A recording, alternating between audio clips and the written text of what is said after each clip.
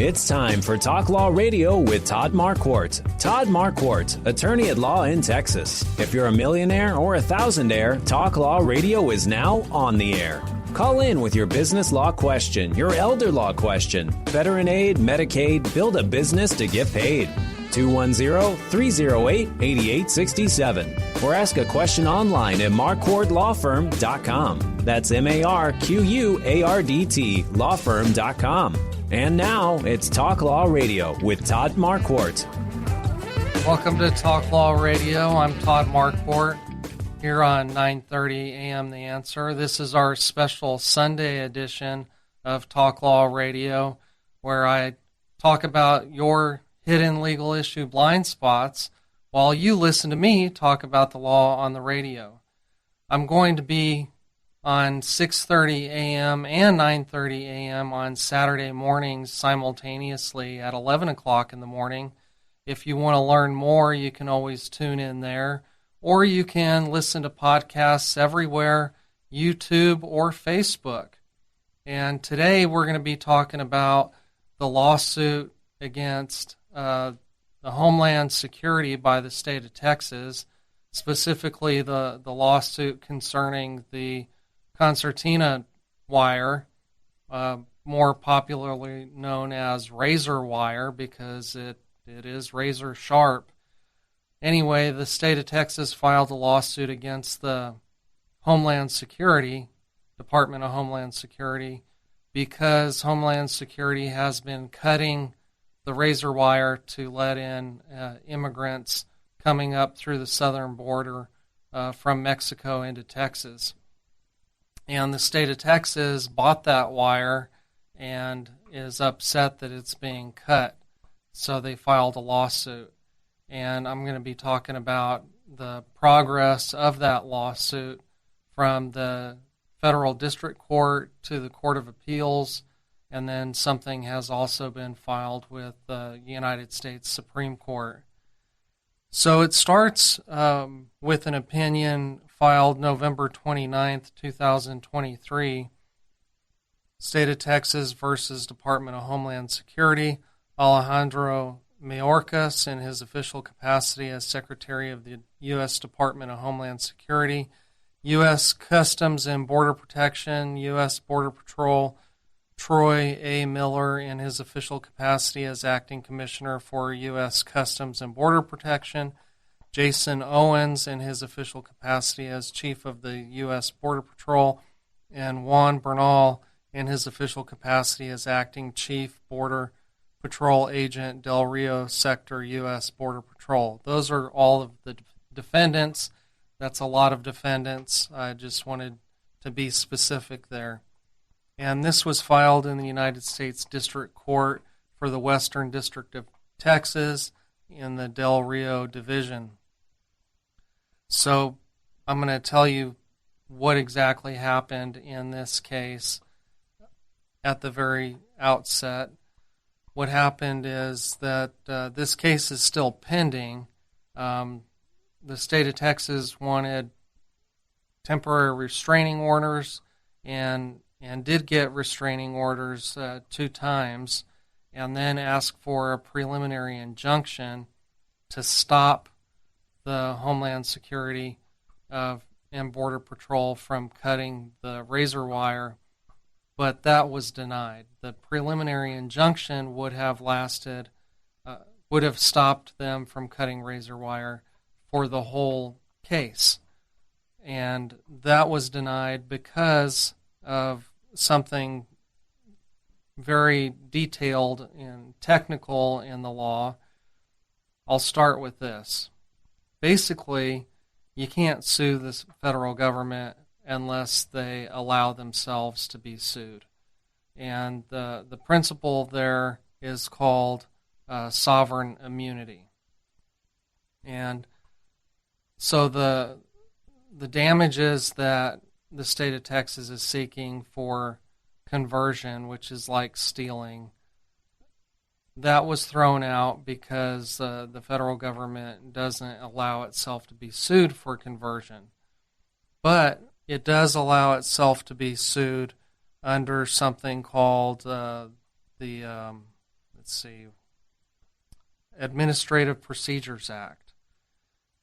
And so the whole preliminary injunction rested on whether the Border Patrol had a final agency action, like a final rule that where the Department of Homeland Security had decided that it was going to be cutting razor wire as an official rule.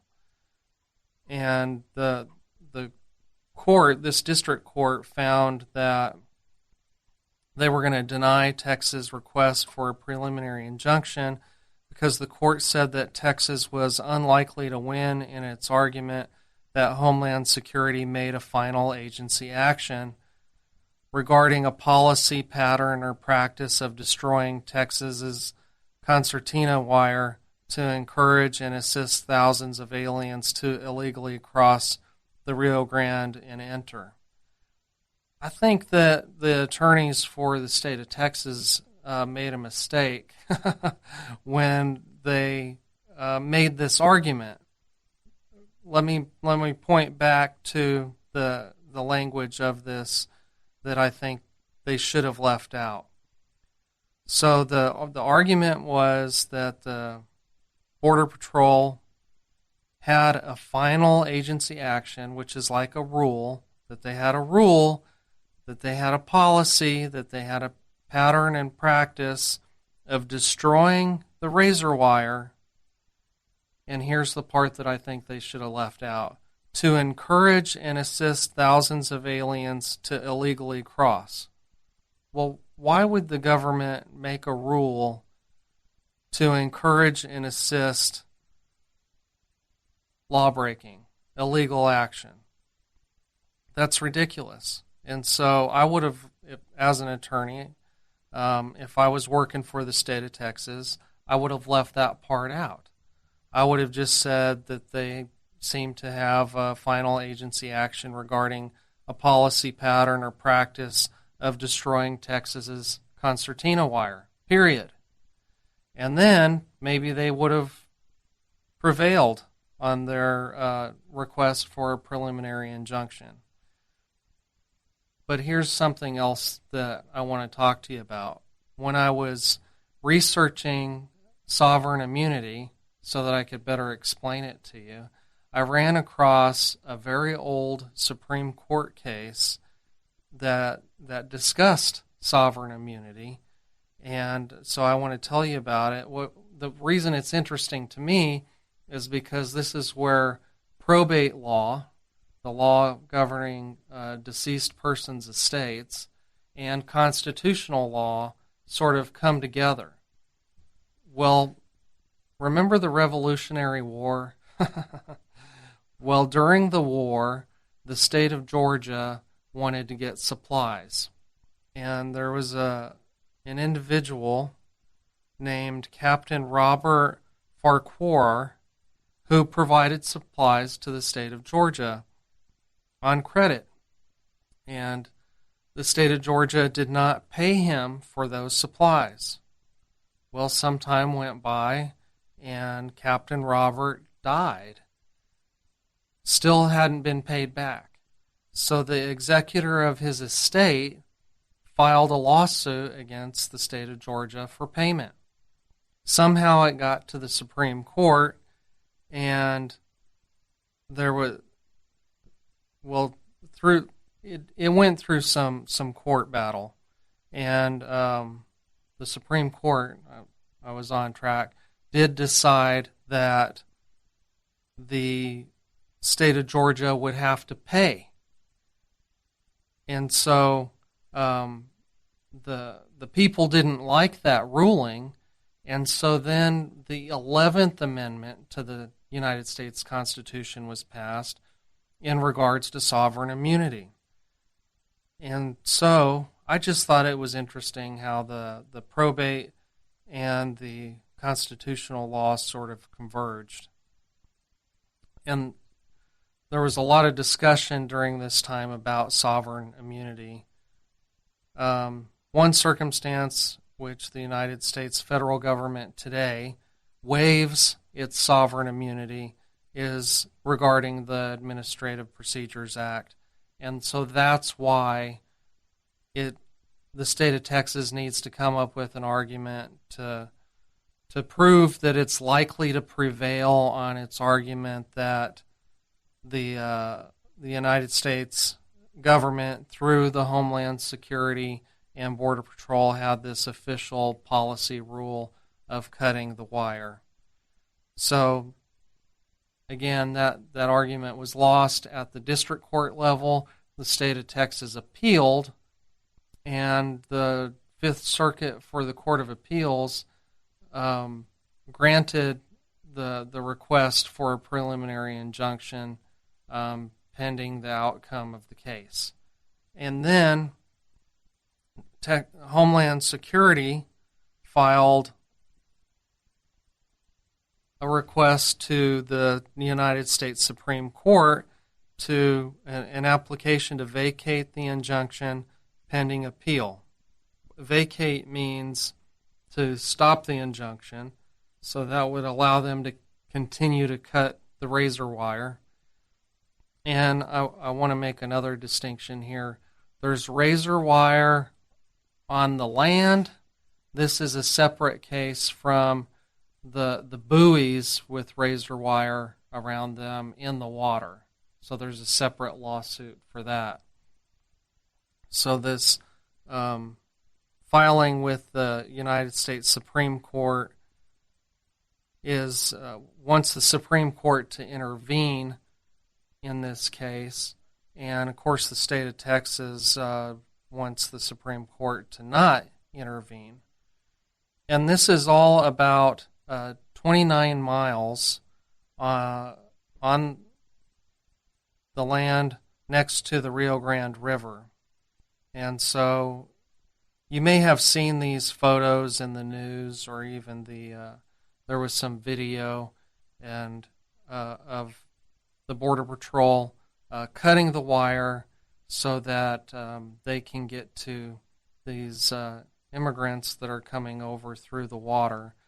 And one of the arguments that the Border Patrol makes is that there's sometimes when immigrants are drowning in the water and Border Patrol needs to get to them to save their lives.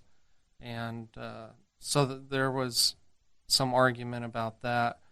But the state of Texas complained that there was a video showing where there was a gap in the razor wire that was already existing, and then some 10 feet away, the Border Patrol was cutting another gap in the razor wire, and then some 10 feet away from that, they were cutting another gap. And the Border Patrol argued that it was necessary because in the other area it was slippery or something like that. But what do you think? Do you think that the state of Texas should have to defend its own border, or is this something that the federal government should be doing? And or should it just be open like it was before? It's something that you can weigh in on. You can email me at host@talklawradio.com. That's HOST@talklawradio.com. Let me know how you feel about the razor wire on the border. And if you're interested in this subject, tune in to the show that I recorded on Saturday, January 13th, in which I interview El Conservador, George Rodriguez. We had a lengthy discussion about border protection and security.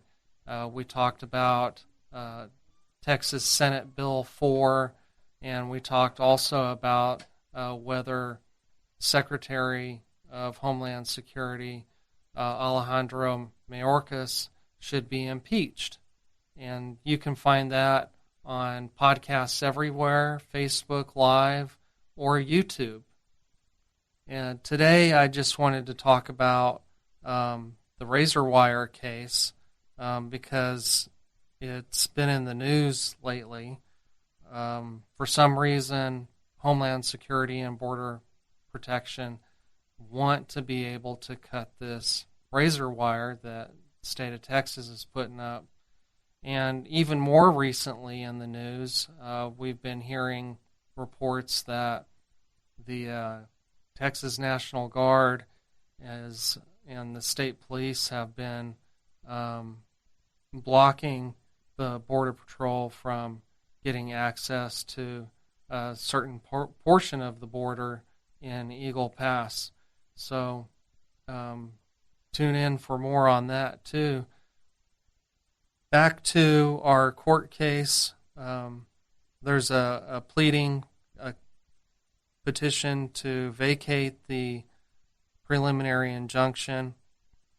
And so the argument here is that the federal government law and regulations and immigration law in particular is supreme. There's a supremacy clause that says federal law is supreme over state law or local law, city laws, municipal laws. And even the state of Texas, this last legislative session, passed a bill that said that state law would be supreme over municipal law. So the Homeland Security is arguing that because immigration is federal law and it's the duty of the executive branch to enforce the immigration laws, that the state of Texas should not be putting razor wire down there, and they shouldn't be arresting and deporting illegal immigrants. So there's also Senate Bill 4, which you've probably heard about, that amends the penal code to include penalties for coming into the state of Texas illegally, coming into the United States through the state of Texas illegally. And supremacy clause there is at issue as well. So back to this pleading that the Homeland Security filed with the United States Supreme Court. They say, under the supremacy clause, state law cannot be applied to restrain those federal agents from carrying out their federally authorized activities. And there's some court cases cited there. The Homeland Security says that the Fifth Circuit Court of Appeals ruling violates that supremacy clause by requiring federal law to yield to Texas law. And its rationale would leave the federal government at the mercy of the states, and they don't want that. So how do you feel about immigration and illegal immigration and asylum? Many of these immigrants coming across the border now are claiming asylum because they're in fear for their safety. So I wanted to talk about asylum just a little bit. Back in March 20th, 2021, I interviewed attorney Shannon Salmon Haas about immigration and asylum, and she told, so you can search for that episode if you want to hear more about asylum, because that's the argument that lots of these immigrants are claiming. She said asylum is granted to individuals from foreign countries seeking protection in the United States because they feel they cannot safely return to their home country. The United States currently offers asylum to those who will face persecution or fear they will face persecution due to their race, religion, nationality, social status, or political beliefs. Asylum is also given to people who may be harmed by their own government if they return to their country. So a person may apply for asylum status regardless of current immigration status or how they arrived in the country. And I heard one of the congressmen, or I heard somebody on the news say that from the beginning of their claim to the adjudication of their claim, it takes about 6 years. And so for that time, that 6-year time period, the person who has really no status here in the United States is still here in the United States. And something that President Trump's administration did is they had a rule that said you had to remain in Mexico, or the first country that you arrived to after you left your country. And so a lot of times that was Mexico, and it was known as the Remain in Mexico policy. And, ever since President Biden has been acting as president, they stopped that and allowed people to come into the United States and just stay here, waiting for their court date 6 years later. And so in my mind, that's really the part of the law that needs to be fixed, or they need to hire 1 million new judges to start adjudicating these claims much more quickly. Most of the asylum claims are not granted because it's hard to prove that you're being persecuted or that you're afraid of being persecuted for those specific reasons. A lot of the people claiming asylum want to come to the United States because they're poor. They have no food, they have no work, and they want to take care of their family. Well, those are honorable reasons to want to come to the United States, but it's not one of the reasons that you can be granted asylum. There are other immigration policies where you can apply to come to the United States to work and to live. There's various ways of doing that, but that process doesn't involve or include crossing the border illegally across the river or walking through the desert. I spoke to a rancher who has just a few cattle recently, and he said that his ranch house was broken into, and all that was stolen was water and soda. So we know that they're just on foot or just coming across the state of Texas without sufficient resources, and so that's dangerous. And also what's been reported, some of the reasons that congressmen and senators in Washington want to impeach Secretary Homeland Security Mayorkas is because of the rise in accidental deaths from poisoning due to fentanyl, which is now considered to be the number one cause of death for young people. And also, there's been a rise in child sex trafficking, which is awful to even think about.